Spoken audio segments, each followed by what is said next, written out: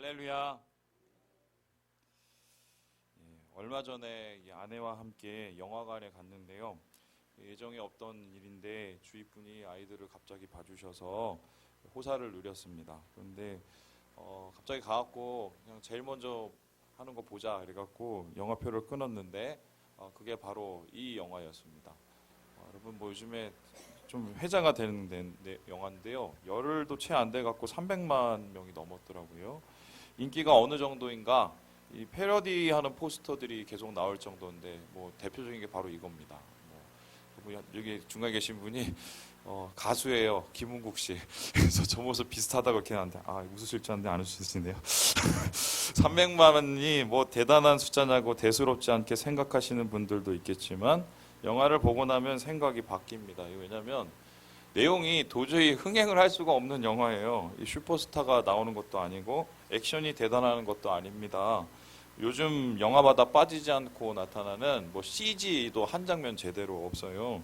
그냥 미치광이 이야기인데 정확하게 말하면 저기 주인공이 왜 미쳐버렸는지를 추적하는 내용입니다. 이 영화가 말하는 그 미친 이유가 무엇이냐? 바로 절망 때문인데요. 우리가 떠올릴 수 있는 최악의 상황을 이 주인공 한 사람의 인생에 다 쏟아부었다고 생각하면 될 것입니다. 그래서 영화를 보고 나면 되게 찝찝해요. 그래서 여러분에게 권하고 싶지는 않아요. 돈 내고 보기에는 너무 좀 어두운 영화? 뭐 이렇게 볼 수 있는데 그럼에도 불구하고 관객이 줄지를 않아요. 왜 이럴까? 절망에 공감하시는 분들이 많기 때문이라고 저는 생각합니다. 이 영화의 이제 마지막 장면이 어떻게 끝나면 이 사회의 부조리, 이 불평등, 여기에 이제 화가 난 이제 군중들이 이제 격분을 해서 시위하고 폭동을 일으키는 장면이 나타나는데요. 저는 이게 나오면서 이상하게 이 사진하고 오버랩이 되더라고요. 폄하할 생각은 추호도 없는데 휴일마다 밤낮으로 나라가 시끄럽습니다. 이 양측의 입장은 엄청난 차이가 있지만 결국 본질은 하나 같아요. 분노 그리고 실망이 아닐까. 대통령은 이를 가리켜서 직접 민주주의라고 말씀하셨지만은 저는 개인적으로 이런 민주주의는 좀 그만했으면 좋겠습니다. 정확히 말하면 이렇게 되지 않도록 정치인들이 좀 잘했으면 좋겠어요. 정치인들이 바쁜 시간 쪽이어서 거기까지 나오시는 이분들이 마음이 얼마나 상했는지를 좀 아셔야 될 것 같거든요. 이용만 하지 말고요. 제가 굳이 실명을 들지 않아도 우리 가운데 절망에 빠지신 분들이 참 많은 것 같습니다. 그리고 우리 사회 가운데 절망의 기운이 퍼져 있는 것, 이건 역시 부인할 수 없는 사실인데요.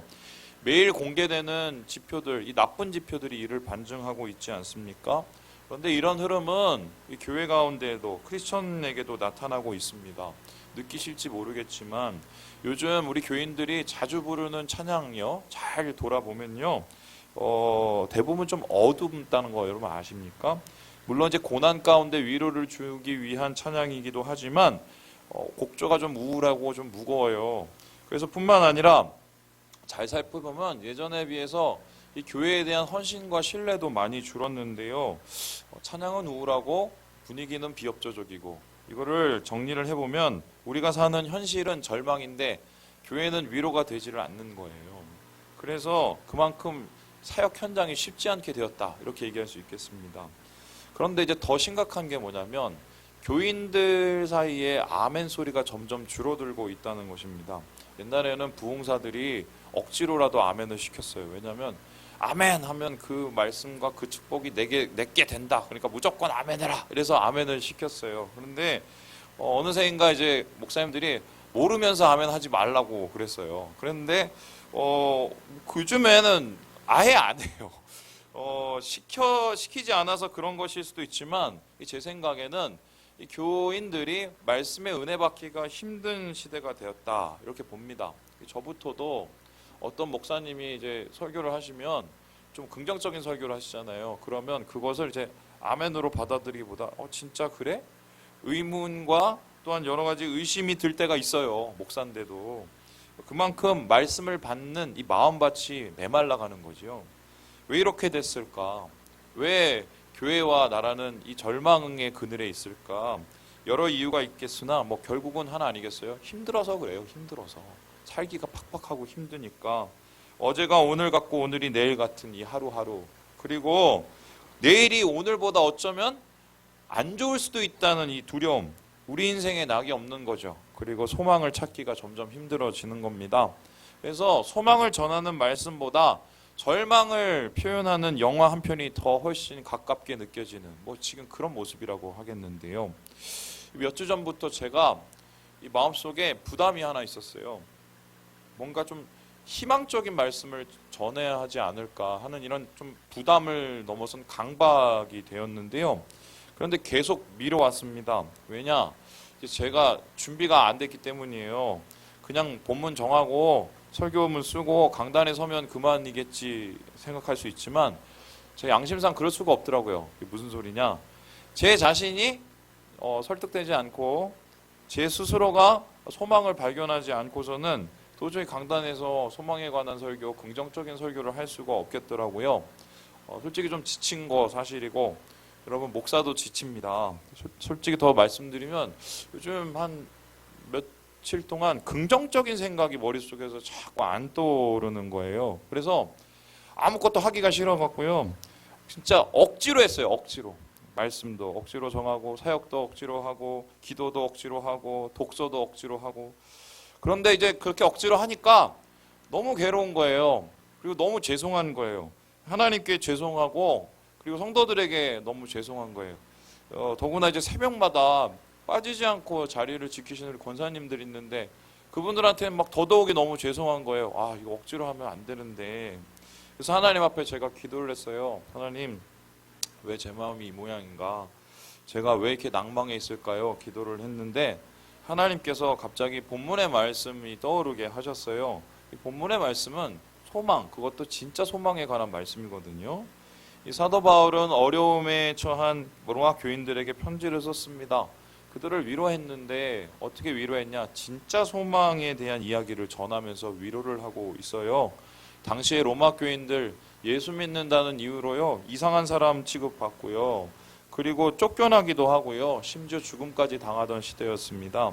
더 안타까운 것은 내일이 나아질 거라는 보장이 없이 살고 있었어요. 오히려 더 안 좋아지고 더 박해가 심해질 가능성이 높았습니다. 이때 바울은 이러한 절망을 이길 방법을 제시하는데요, 진짜 소망을 되찾는 것, 진짜 소망을 다시 발견하는 것이었습니다. 본문에서 바울이 말하는 진짜 소망이라는 것, 이것을 우리가 한 세 가지 정도로 정리해 볼 수 있는데요. 첫 번째가 뭐냐? 우리 함께 같이 한번 읽어보겠습니다. 시작! 보이는 소망은 소망이 아니다. 보이는 소망은 소망이 아니다. 한마디로 가짜 소망이라는 것입니다. 우리 함께 24절의 말씀을 읽어보도록 합니다. 시작! 우리가 소망으로 구원을 얻었음에 보이는 소망이 아니니 보는 것을 누가 바라리요. 여러분 지금 무엇을 소망하고 계십니까? 어떤 일들이 여러분에게 일어나기를 원하십니까? 잠시 생각을 해보자면 여러분이 어떤 기도를 하고 있는지와 비슷합니다. 그래서 우리가 주여 주여 하면서 뭘 달라고 그러잖아요. 주여 주소서. 그럴 때 뭘 달라고 하는지 잘 생각해 보면 거의 뭐 물질 축복, 자녀 축복, 건강, 평안, 대충 뭐 이런 것 중에 하나입니다. 저 역시 그랬으면 좋겠고요. 여기 예배하신 모든 분들이 그런 형통의 복을 받았으면 좋겠습니다. 그런데 바울은 이러한 이 복, 물질적인 복, 그리고 평안의 복, 자녀 축복을 바라는 이런 우리들에게 잔인하게 본문에서 단언을 하는데요. 그런 소망 진짜 소망 아니라고 말합니다. 진짜 소망은 보이는 것이 될 수 없다고 말합니다. 목사님, 예수 믿고 복 받는 것 아닌가요? 당연하지요. 그러기 위해서 우리가 이 자리에 왔죠. 하지만 하나님께서 우리에게 주시기 원하는 복은 단순히 이 땅의 복, 현세의 복, 잘 먹고 잘 사는 복은 아니라는 것입니다. 그것은 한낱 과정이에요. 그리고 진짜 복으로 나아가는 상황에 불과합니다. 그래서 이 바울이 말하는 진짜 복이라는 것은 보이지 않는 복이거든요. 지금 눈에 안 보이지만 진짜 있는 복, 하나님 나라고 천국이지요. 그래서 이 하나님의 나라, 하나님의 구원을 이루시기 위해서는 때로는 이 세상의 복을 허락하실 수도 있고 그것이 방해가 되면은 그 복을 걷어가실 수도 있어요. 이유가 뭡니까? 진짜 복을 주시기 위함이지요. 그러므로 현세적인 복과 천국의 복을 비교하는 것, 집착하는 것 자체가 불가능한데요. 고린도전서에서 바울은 이 복이 너무 차이가 나기 때문이라고 말합니다. 우리 같이 한번 읽어보겠습니다. 시작. 우리가 주목하는 것은 보이는 것이 아니요 보이지 않는 것이니 보이는 것은 잠깐이요 보이지 않는 것은 영원함이라. 여러분, 우리가 보이는 것을 추구한다. 눈에 보이고 잡히고 오감. 하지만 그것은 잠깐이고 영원한 것이 아니고 진짜가 아니다라고 얘기합니다.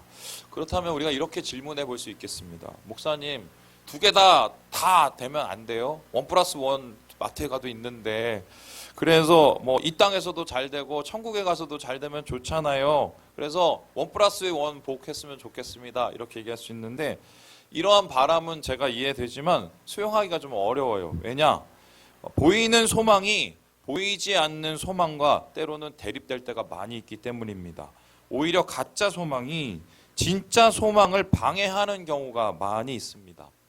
여러분, 저희 예지가 최근에 이 용돈을 받기 시작했어요. 뭐 한 주에 뭐 1,000원인가 2,000원 이렇게 받는데, 얘가 이제 그거를 가지면은 뭐하냐, 그거를 동전으로 바꿔요. 아빠 동전으로 바꿔주세요. 그래서 그 어디를 달려가냐? 여기 롯데마트 있는데 거기를 달려가요. 거기 가면 뭐가 있냐면 뽑기가 있거든요. 그래서 500원짜리 넣고 막 돌리고 1,000원 돌고 막 이런 게 있어요. 근데 거기에 자기의 모든 돈을 투자를 합니다. 그래서 항상 올 때마다 이 손에는 쓸데없는 거를 들고 오는데요. 뭐 이게 뭐 되게 중요한 것 같은데 하루 지나면 어디 갔는지도 모르는 것들이에요. 그런데 그 돈 다 모으면 정말 좋은 거 살 수 있거든요. 뽑기 하느라 정작 필요한 것, 좋은 것을 못 삽니다. 눈앞에 뽑기에 마음을 뺏겨서 진짜 좋은 것을 얻지 못하고 후회하는 거지요. 우리도 마찬가지 아닐까. 우리의 소망은 무엇인가? 땅이 아니라 하늘이어야 되지요. 싸구려 소망이 아니라 명품 소망이어야 됩니다. 구원의 소망, 영생의 소망, 하나님 나라의 소망. 이것을 이루시기 위해서 예수님께서 이 땅에 오셨고 고난받으셨고 십자가 위에서 죽으셨거든요. 그런데 사탄은요, 우리가 이런 복, 이러한 소망을 누리는 것을 좋아할까요? 싫어할까요? 매우 싫어해요. 매우 싫어해요. 그래서 어떻게든지 진짜 소망을 붙잡는 것을 방해하려고 하고요. 빼앗으려고 합니다. 그 이유가 뭐냐? 일단 이 소망을 얻게 되면, 이 소망의 능력을 갖게 되면 승리하기 때문이에요. 그래서 사탄은 보이지 않는 진짜 소망을 빼앗기 위해서 여러 가지 방법을 사용하는데, 그 방법 중에서 가장 고전적인 방법이 있어요. 사탄이 보이지 않는 소망을 빼앗기 위해서 보이는 소망으로 우리를 유혹을 합니다. 무슨 소리냐? 보이는 소망으로 우리의 마음을 유혹하는데요. 보이지 않는 소망을 보이지 못하게 만들기 위함입니다. 그도 안 되면 보이는 소망을 꺾어버려요. 그래서 절망하게 만들어요. 그래서 보지 못하는 소망을, 진짜 소망을 잃어버리게 만들어요. 이게 사탄이 쓰는 가장 고전적인 방법이거든요. 그래서 잘 생각해 보면 지금 우리가 느끼는 절망 대부분요, 하나님 나라 때문에 생기는 절망이 아닙니다.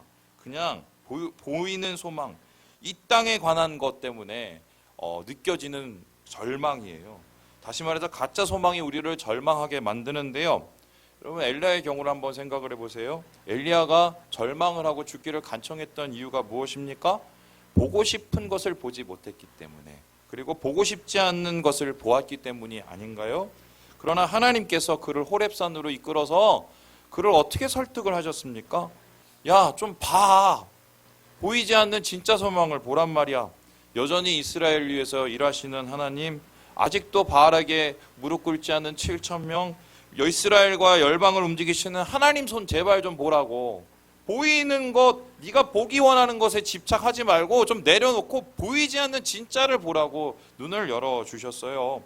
보이는 소망은 결코 영원하지 않습니다. 영원할 수가 없고요. 풀이 마르고 꽃이 시드는 것처럼 시간이 지나면 사라져버리고 없어져버릴 것들, 예지가 하는 하루도 안 되는 그 놀잇감에 불과한 것들이에요. 하지만 보이는 소망, 이 가짜 소망에 중독이 돼버리면 크리스천은 보이지 않는 것을 잃어버릴 수 있어요. 그래서 정신 차려야 돼요. 보이는 소망이 소망이 아니라는 것을 우리가 명심해야 돼요. 진짜 소망이 보이지 않는 것이라는 것을 깨달아야 된다는 거예요. 두 번째, 바울이 본문에서 말하는 진짜 소망이라는 것은 무엇인가? 우리 같이 한번 읽어보겠습니다. 시작. 진짜 소망은 인내가 필요하다. 진짜 소망은 인내, 기다려야 된다는 거예요. 보이지 않는 진짜 소망을 잡기 위해서는 인터벌이 있어야 된다는 거예요. 우리 함께 25절의 말씀을 같이 한번 읽어보겠습니다. 시작. 만일 우리가 보지 못하는 것을 바라면 참음으로 기다릴지니라. 아이고, 목사님 또 참으라고 말하는구나. 이젠 지겹다. 참으라는 얘기 언제까지 하실라나? 힘 빠져도 어쩔 수가 없습니다. 인내는 소망을 위한 준비이기 때문입니다. 정말 원초적인 질문을 제가 해볼게요. 여러분, 하나님이 우리를 사랑하십니까? 안 사랑하십니까? 왜 이렇게 자신이 없으세요? 사랑하세요? 안 사랑하세요? 그렇죠. 우리가 복 받기 원하세요? 안 원하세요? 원하시죠. 잘 되길 바라시겠죠? 그런데 사랑하시고 잘 되기를 바라시고 복 받길 바라시면서 왜 우리를 힘들게 하시고 고난을 주실까? 좀 이상하지 않아요? 앞뒤가 달라요. 앞뒤가. 왜 하나님께서 이렇게 앞뒤가 안 맞는 얘기를 하실까? 오늘 저희 아들과 딸을 파네요. 요셉이가 우리 교회 처음 왔을 때가 괜찮았어요. 예. 저는 이제 태어났었을 때 여자인 줄 알았어요. 되게 이뻤어요. 이게 팔불출이라고 하는지 모르겠는데 진짜 이뻤어요. 그 사진을 보면. 근데 아직도 저는 이뻐 보이긴 하지만 솔직히 예전 같지 않다는 것을 압니다. 이놈의 자식이 우리 교회 와서 살이 되게 많이 붙었어요. 그래서 이게 뚱뚱해요. 뚱뚱하고 건강에 안 좋은 것만 골라 먹고 운동하고는 담을 쌓고 나서 애가 그렇게 됐는데요. 어느 날 외할아버지가 요셉이를 불렀어요. 요셉아, 요즘에 왜 검도 안 가냐? 그랬더니 요셉이가 하는 말이 검도 관장님이 소리를 너무 크게 질러요. 이러는 거예요. 아, 그래? 그러면은 태권도라도 하지. 그랬더니 같이 가는 애들이 없어요. 그래서 그러면 수영을 해보는 건 어떠니? 물어봤더니 수영장이 너무 멀어요. 한정구장도 안 되는데 너무 멀대요. 그래서 할아버지가 참으시다가 이렇게 말씀하셨어요. 야, 뭐라도 하나는 운동을 해야 돼. 열심히 하면 할아버지가 상 줄게. 너 무조건 해. 하나라도 지금 가서 당장이라도 해. 이렇게 얘기하시는 거예요. 그런데 요셉이가 아무 말도 안 해요. 대답을 안 해요. 그래서 옆에서 저희가 거들었죠. 야, 빨리 할아버지한테 저기 예라고 해. 검도 도장 간다고 얘기해. 그렇게 얘기했어요. 그랬더니 얘가 갑자기 대답이 없다가 갑자기 빵 하고 울음이 터지는 거예요. 그러더니 갑자기 말해, 저 운동하기 싫어요. 예, 운동하기가 너무 싫은 거예요, 애가. 그래서 아마 하기 싫은 운동 다 그치니까 할아버지 말이 부담이 된 거죠. 왜 힘든데 자꾸 시키는지 속상했을 겁니다. 그런데 우리는 할아버지의 마음 이해합니다. 할아버지가 요셉이를 사랑해요, 안 사랑해요? 요셉이가 잘 되길 바라요, 안 바라요? 잘 되길 바라지요. 잘 되길 바라니까 건강하고 잘 크길 바라는 마음에서 운동하라고 그렇게 시키는 건 아니겠어요? 진짜 소망, 보이지 않는 소망을 위해서 인내가 필요한 이유, 고난이 우리에게 허락된 이유도 마찬가지인데요. 왜 하나님이 우리를 어렵게 하실까? 그냥 편하게 내버려 두셨다가 죽기 전에 야, 일로 와, 내가 데리고 와줄게 이러면 좋을 것을 왜 이렇게 힘들게 하실까? 고난을 통해서 진짜 소망, 진짜 축복을 얻게 하기 위함이에요. 하나님은 고난을 통해서 보이는 소망을 무너뜨립니다. 그리고 나 중심의, 이 세상 중심의 사고를 깨뜨리세요. 그래서 보이지 않는 소망이 진짜 소망이라는 것을 알게 하시고 그것을 볼 수 있게 하세요. 그래서 영원한 소망을 품게 하셔서 우리의 영혼을 훈련시켜 가세요. 그게 하나님께서 우리에게 고난을 주시고 인내를 원하시는 거예요. 그래서 믿는 자의 축복은 고난의 면제가 아니에요. 예수 믿는다고 고난의 면제되는 게 아니에요. 고난을 통해서 영광을 주시기를 원하는 거예요. 우리는 믿음으로 구원을 받지만 동시에 소망으로 구원을 얻습니다. 믿음이 구원을 확신케 하는 통로라면 소망은 그 확신을 지켜나가고 완성케 하는 지렛대라고 볼 수 있겠어요.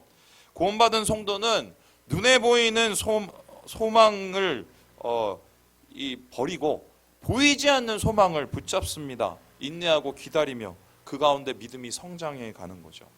제가 사진 하나 보여드릴게요. 며칠 전에 길거리를 지나가는데 어떤 분들이 열심히 막 상냥하게 생글생글 웃으면서 뭐 이렇게 나눠주고 있더라고요. 아, 저분들 저렇게 행복하게 어떻게 나눠주실까? 옷도요, 막 분홍색 옷을 입었는데 제가 요즘에 분홍색이 너무 좋아요. 근데 막 그걸 입고 분홍색 모자 쓰고 막 열심히 막 전도를 하시는 거예요. 그래서 제가 가갖고 사진을 잘 찍고 자세히 봤더니 이 모자에 뭐라고 이렇게 박혀 있냐면 SCJ라고 있더라고요. 아, 뭐 새로 생긴 그룹인가 했더니 잘 봤더니요, 신천지였어요. SCJ. 그래서 제가 야, 정말 이제는 정말 대단하다.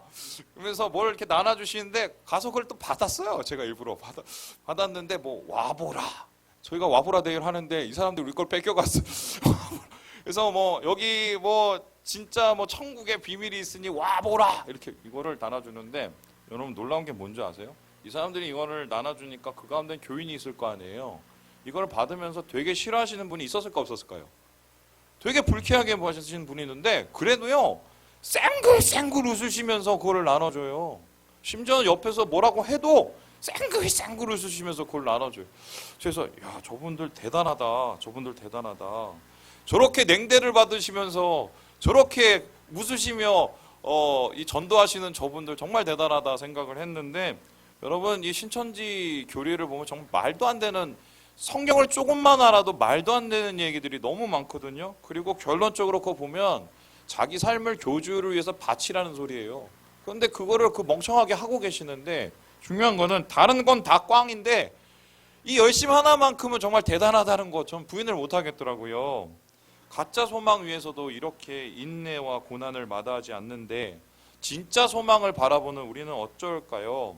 예수님은 제자들에게 진짜 소망을 위해서 무엇을 해야 되는지를 정확히 말씀하셨어요. 우리 함께 마태복음 13장 말씀을 읽어보겠습니다. 시작.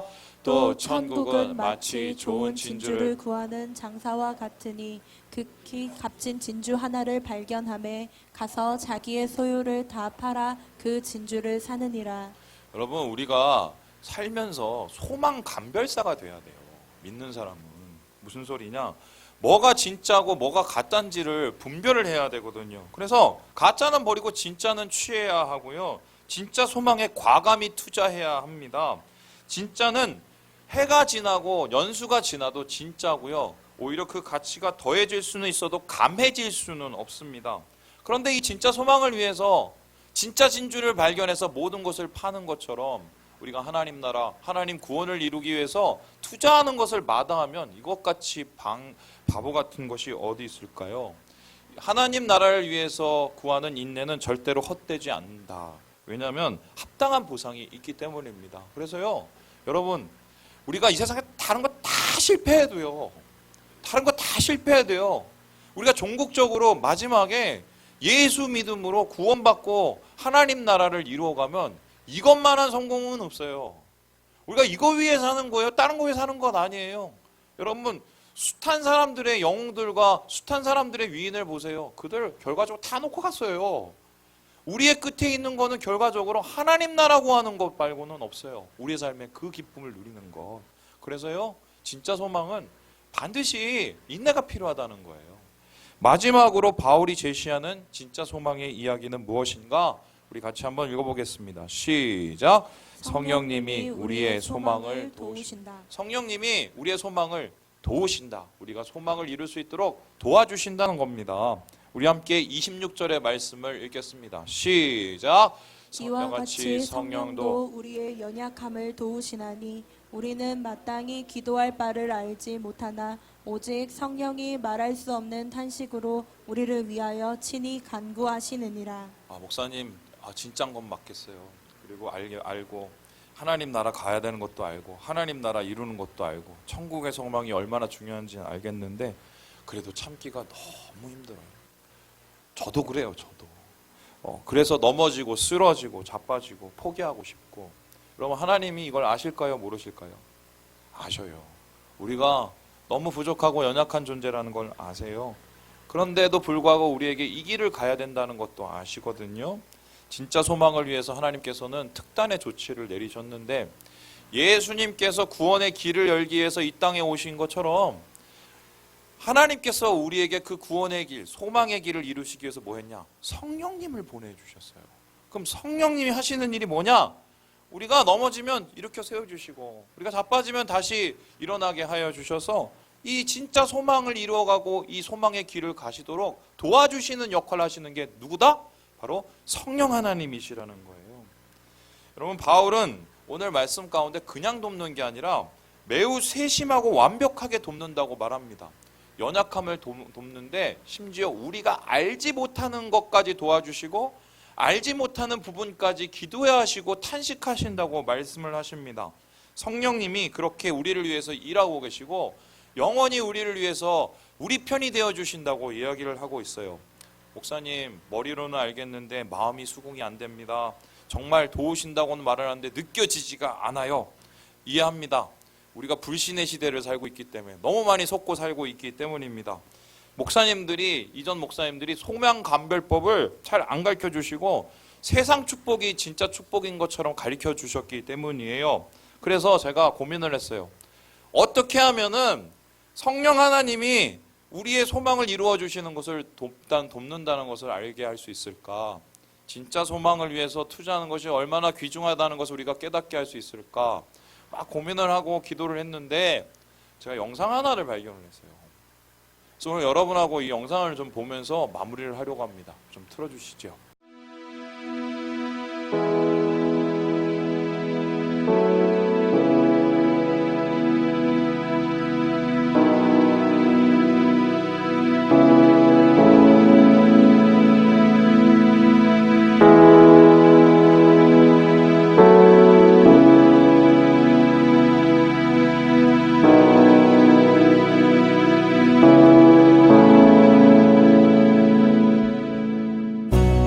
많은 분들이 하나님을 원망하냐고 했지만 저는 단 한 번도 하나님을 원망하지 않았습니다. 많은 사람들이 왜 도대체 너에게 이런 일이 일어났느냐 물어봤지만 저는 단 한 번도 하나님께 왜? 라는 질문을 하지 않았습니다. 그 이유는 저는 하나님을 이해하는 것이 아니라 신뢰하기 때문입니다. 나를 나보다 더 잘 아시고 나의 필요를 더 잘 아시고 또 나에게 가장 좋은 것을 주신다는 것을 확신합니다.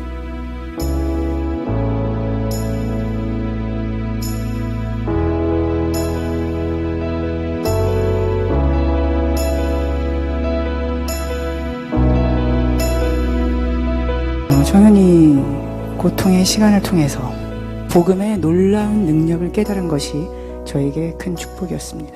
이 죽음의 문턱에서 느끼는 이 평안, 이 행복, 그것을 경험하면서 저는 더욱더 정말 이 세상에서 이 복음만큼 좋은 것은 없구나 라고 확신하게 되었습니다. 어떻게 사람이 곧 죽는다, 그것도 아주 비참하게, 아주 고통스럽게 죽는다, 그런 얘기를 듣고도 이렇게 행복하고 이렇게 평안할 수 있을까?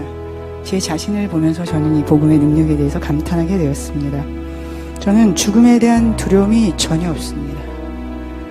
죽게 되었지만 육신의 고통이 있지만 이제 죽어서 나를 위해 죽어주신 예수님을 드디어 만나고 또 그분과 함께 살게 될 것이라는 기대와 흥분이 있습니다. 힘들어도 예수 그리스도 때문에 기쁘고 힘들어도 예수 그리스도 때문에 행복하고 힘들어도 예수 그리스도 때문에 감사합니다. 이것이 어떻게 가능한가요? 복음 때문입니다.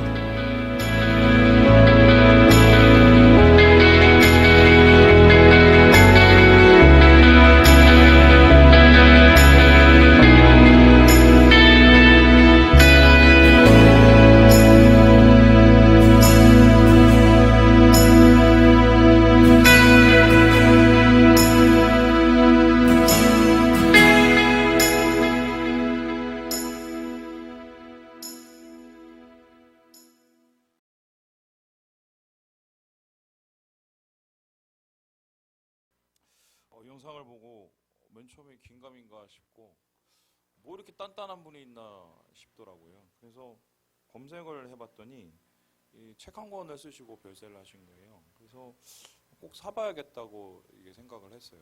근데 혹시나 해갖고 서재를 뒤져보니까요, 갑자기 이게 턱 하고 나온 거예요.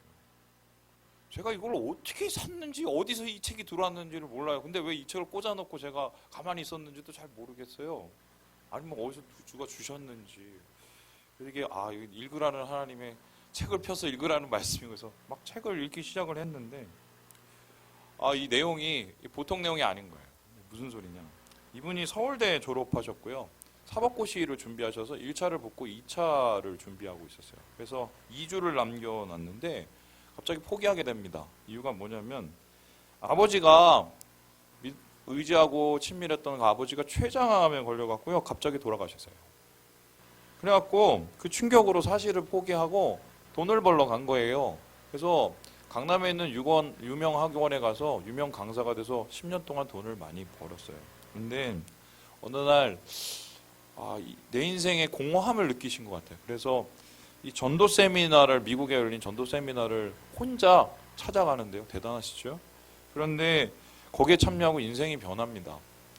선교사로 헌신하시기로 결단하고 시카고에 있는 트리니티 신대 가기 되게 힘든 대학원인데 여기를 들어가서 여기서 3년을 공부를 하시는 거예요. 그런데 마지막 한 학기를 남겨놓고 실습을 나가야 돼서 한국의 지구촌교회를 다니셨던 분인데 지구촌교회 가서 실습하러 가신 거예요. 근데 그때 뭔가 몸이 이상한 게 느껴져 갖고 병원에 가봤더니 직장암이 발견됐는데 12cm짜리 암덩어리가 2개가 이 창자를 막고 있는 거를 본 거예요. 그래서 이분 저분들이 되게 이 마음 아파하시면서 어떻게든 고쳐보려고 좋은 의사를 다 만나게 하셨는데 한국의 이 직장암 권위자를 만나서 들은 소리가 뭐냐면 1년도 못 산다는 소리를 들은 거예요. 그때 이분이 고민을 하고 기도하기 시작했어요. 내가 만일에 남은 시간이 1년이라면 이 시간을 어떻게 살아야 할까? 그냥 항암하고 수술받고 이러고 견뎌야 될지 아니면은 이 시간을 다른 식으로 보내야 될지. 그래서 이분이 결정을 하셨는데 뭐냐면 수술을 안 받기로 결정을 하셨어요. 그리고 그 나머지 시간을 하나님 앞에 드리고 특별히 영혼을 위해서 헌신하기로 결정을 하신 거예요. 그리고 기도를 하시기를 내가 이 시간 동안에 영혼을 만나고 말씀을 전하고 또 하나님의 소망을 전할 수 있게 하고 기도를 했는데 갑자기 어찌해서 집회에 참여할 수 있는 기회가 열리면서 전국 방방곡곡을 다니시면서 집회를 하셨어요. 그런데 자그마치 이분이 1년밖에 못 산다고 그러는데 얼마를 살았느냐? 거의 3년 남짓을 살았어요. 그런데 3년 남짓을 어떻게 살았느냐? 창자가 꼬이는 고통을 겪으면서 3년을 산 거예요. 근데 죽기 바로 직전에 강단에 섰을 때는 어느 정도였냐면 이 암덩어리가 너무 커져갖고요. 이 갈비뼈를 치고 올라올 정도의 수준의 고통을 느끼시면서 그 자리에 섰어요. 그런데 그 마지막까지 설교가 뭐였냐? 고난을 이기고 소망을 이루자는 설교를 했어요. 어떻게 이게 가능하지? 어떻게 이게 가능하지? 제가 보면서 야, 이분 정말 대단하신 분인데 이렇게 생각을 했는데 제가 책을 읽다가 좀 놀라운 거 하나를 발견했어요. 우리 함께 같이 한번 읽어볼까요? 우리 같이 한번 읽어보겠습니다. 시작. 나에게 암이 축복인 이유는 내려놓음의 은혜를 경험했기 때문이고 죽음을 준비할 시간이 생겼기 때문이며 주님과 100만 배 더 가까워졌기 때문이다. 내 삶의 목표는 병 낫는 것이 아니다. 하나님이 나를 지으신 목적대로 사는 것이다. 제가 이 책을 계속 읽으면서 놀라운 게요. 2가지인데요. 첫 번째는 뭐냐면요. 이분은요. 말씀을 그대로 믿어요. 여러분 말씀을 그대로 믿으세요? 우리가 믿는다 하지만 그 말씀 안에 나오는 그 약속을 진짜 그대로 믿으세요? 근데 이분은 진짜 그에게 그 약속이 나에게 하신 말씀이라는 걸 믿어요. 그래서 그 말씀을 기초로 해서 그 약속을 기초로 해서 삶의 모든 것을 계획해 나가더라고요. 그리고요 제가 또 놀란 거 하나가 이분의 글 속에 계속해서 반복되는 단어가 있는데요. 감사해요. 여러분 창자가 끊어지는 고통 속에서 어떻게 감사가 돼요? 어떻게 그렇게 아파 죽겠는데 그리고 자기 아버지도 직장암으로 죽었어요. 자기도 췌장암으로 죽었는데 자기도 그런 암이 왔으면 보통 이거는 절망의 끝에 서야 되는 건데 이분은 그러지 않고 있는 상황 속에서 하나님의 뜻을 구하고 하나님이 왜 이런 상황을 주셨고 이것을 통해서 나에게 무엇을 부어주실지를 고민하고 기도하고 감사하기 시작하셨더라고요. 여러분, 마지막에 이분이 이 암덩어리가 갈비뼈를 차오르는 고통 속에서도 이 성령님의 도우심으로 이 강단에 서서 말씀을 전했을 때요, 누가 변한 줄 아세요? 누가 제일 많이 변한 줄 아세요? 목회자들이 변하기 시작했어요. 말씀을 전하는 목회자가 말씀을 안 믿는 경우가 많거든요. 자기가 전하는 이 말씀조차도 간절히 사모하고 원하지 않는 경우가 많아요. 그러니까 돈 좋아하고 뭐 좋아하고 하면서 망가지는 거 아니에요? 장로는 어때요? 권사는 어때요? 집사는 어때요? 말로는 하나님 나라, 하나님 말씀, 아멘, 아멘 하지만 진짜 그것을 믿고 우리가 그것을 소망하는지, 이 질문을 우리한테 이분이 던지시는 거예요. 나중에 사랑하는 이 오빠, 친오빠 품에서 숨을 거뒀는데, 이분이 돌아가시고 나서 많은 분들이 질문을 했어요. 이 40 조금 넘는 인생을 왜 하나님께서 이렇게 고통스럽게 하셨을까? 왜 우리에게 이분과 함께 할 수 있는 시간을 이렇게 짧게 하셨을까? 많은 분들의 공통적인 의견이 뭐냐? 소망의 힘을 보여주기 위해서. 진짜 예수 믿는 것이 무엇인지를 보여주기 위해서. 말씀을 마치려고 합니다. 여러분, 힘드세요? 많은 것들이 우리를 힘들게 하죠. 여러분, 우리가 좌절할 만한 일들도 많이 있어요. 그런데 아무리 그래봤자 보이지 않는 진짜 소망을 빼앗을 수는 없어요. 하나님은 어떻게든 그 소망을 이루어 가시기 위해서 우리의 삶을 인도하시고 함께 하실 것입니다. 보이는 소망은 소망이 아닙니다. 보이지 않는 진짜 소망은 인내가 필요합니다. 그리고 이 소망 이루시기 위해서 성령님께서 함께 하십니다. 이것을 붙잡으시고 소망을 분별하시고 진짜 소망을 이루어 가시는 사랑하는 우리 모든 형제자매들 되시길 주님의 이름으로 축원합니다. 기도하겠습니다.